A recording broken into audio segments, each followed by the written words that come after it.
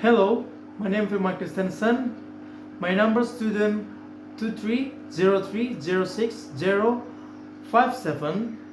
I'm from major of Animal Science in Faculty of Agriculture, North Sumatra University. Today, I want to complete my homework of my course Basic Speaking to reading some book with the title The Amazing Story of the Man Who Cycled from India to Europe for Love. Chapter 1. The Prophecy. Ever since the day I was born in the village in the Indian jungle, my life course has been steered by a prophecy. It was winter and almost time for the New Year celebration, which remained a tradition, even though the British who had introduced them to our country had left 2 years earlier. It rarely rained in December, but that year the northeastern monsoon lingered on the Orissa coast. Eventually, the rain subsided, but the forest slopes on either side of the river remained hidden in the dark clouds that dosed the landscape in twilight, even though it was morning. Suddenly, the sun cut through the darkness, and there I was, laid in a basket inside one of the village huts, destined to be the protagonist of our story, although I did not yet have a name. My family gathered around, marveling at me, fresh to the world. The village astrologer was also present, proclaiming that I had been born under the sign of Capricorn, on the very same day as the Christian prophet.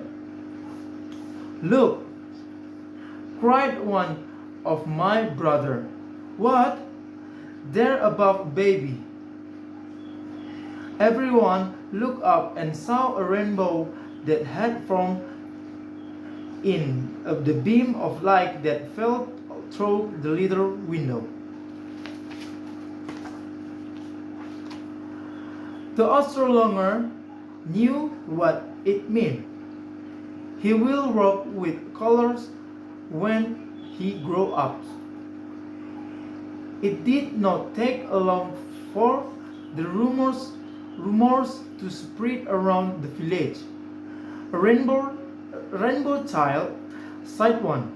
"A great soul, a great Mahatma is born," said another. When I was only 1 week old, a cobra strayed into the hut where I was sleeping.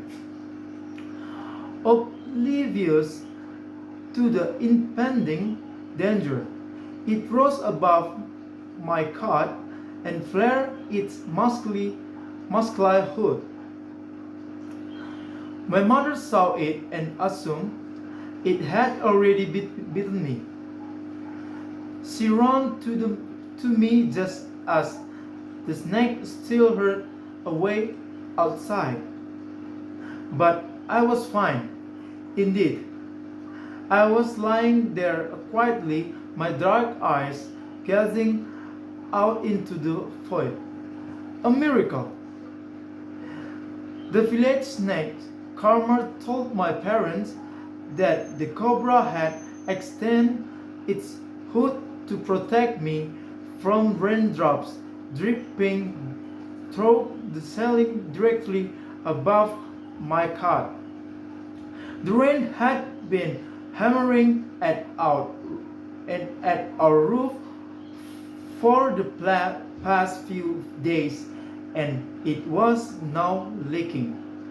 Cobras are considered holy, and this was a sight from the divine.